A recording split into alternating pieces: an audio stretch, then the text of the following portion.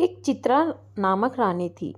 100 वर्षों के बाद भी रानी चित्रा अभी तक जवान और खूबसूरत थी। विवाह के अगले ही दिन विवाह करने वाला फिर कभी दिखाई नहीं देता था। क्या था रानी की उम्र का रहस्य? यह जानने के लिए कहानी को आखिरी तक जरूर सुनिए। आपको काफ़ी मज़ा आएगा। कभी कभी कुछ बातें इंसान की समझ से बहुत दूर होती हैं। ऐसे ही बिल्कुल समझ से बाहर थी रानी चित्रा। रानी चित्रा किसी चमत्कार से कम नहीं थी। कारण था रानी की सुंदरता। कहते थे रानी ने उम्र को बंदी बना लिया है। रानी 100 वर्ष की हो गई थी, लेकिन अभी भी 25 वर्ष की भांति जवान और खूबसूरत थी। विश्वास के परे था। इसीलिए तो लोग चमत्कार कहते थे। रानी एक विशाल साम्राज्य की रानी थी। कहना था कि उसे अमरता का वरदान है। समय समय पर कई तरह के कायस रानी के लिए लगाए जाते थे। मानना था कि रानी के पास ऐसी कोई शक्ति है जिससे वो अभी तक युवा अवस्था में ही है। रहस्यमयी होने के कारण रानी का सम्मान और उससे डरना स्वाभाविक था। रानी की आभा देखते ही बनती थी। भरी सभा में जब वो आती थी तब उसकी सुंदरता को देख लोग आश्चर्य से भर जाते थे। एक विशाल सिंहासन पर वो बैठती थी और स्वर्ण जटित वस्त्र, रानी के जूड़े में विशेष गुलाब होते थे। लोगों का मानना था कि वो गुलाब भी नहीं मुरझाते हैं। रानी सुंदर थी और ऊपर से हमेशा जवान रहने वाली। रानी कौन नहीं चाहेगा। इसीलिए रानी पर मोहित होने वाले राजकुमारों की कोई कमी नहीं थी। लेकिन रानी की यह रहस्य ही नहीं, बल्कि एक रहस्य और भी था कि वह अब तक रानी कई बार विवाह कर चुकी है। लेकिन रानी के विवाह ज़्यादा नहीं टिकते। पहली रात के बाद ही रानी जिससे विवाह करती वो फिर नज़र नहीं आता।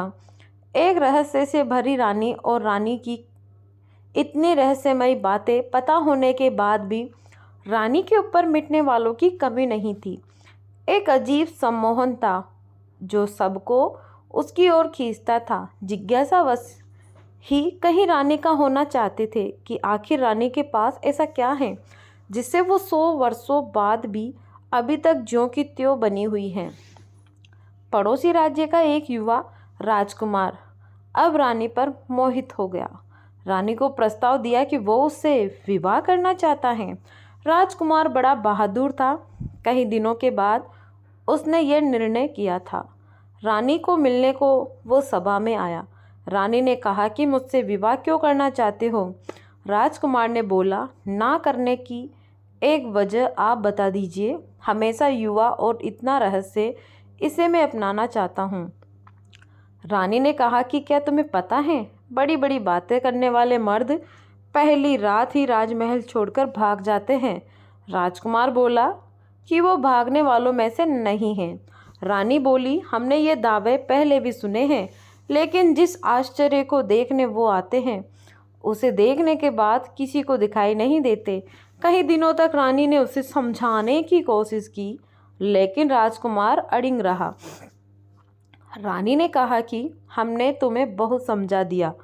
अब तुम्हारे साथ जो भी होगा उसके लिए तुम स्वयं जिम्मेदार होंगे। रानी का विवाह एक बार फिर होना तय हुआ। राज्य में फिर से चर्चा का विषय बन गया। सभी लोगों का मानना था कि पिछलों की तरह यह राजकुमार भी एक रात के बाद अदृश्य हो जाएगा। रानी के चेहरे पर एक अभिमान वाली मुस्कान थी। सारे राज्य को सजाया गया और रानी का विवाह उस राजकुमार के साथ संपन्न हुआ। बस अब वक्त था उस रात के समय का, जिस रात में कहीं रहस्य है, जिस रात के बाद रानी को कोई राजकुमार फिर दिखाई नहीं देता था। रानी और राजकुमार की सुहाग रात के लिए रानी का कक्ष विशेष रूप से सजाया गया। राजकुमार रानी के कक्ष में आया। उसे कुछ अजीब चीज़ें नजर आई। उसे कक्ष के भीतर एक पिंजरा दिखाई दिया जिसका दरवाज़ा खुला था। रानी बिस्तर पर बैठी थी। राजकुमार पहले से ही सतर्क था। उसे पता था कि रानी के कक्ष में कुछ भी हो सकता है, इसीलिए उसे जागे रहना है। रानी ने कहा, क्यों इतने भयभीत? क्यों हो, आज हमारी सुहाग रात है।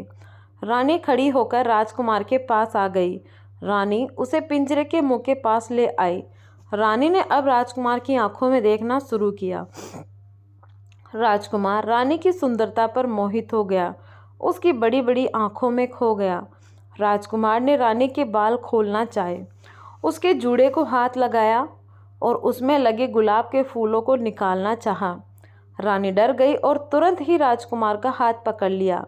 रानी को डरते देख राजकुमार रुका, फिर सोचा, हो ना हो इसमें ही कुछ राज हैं।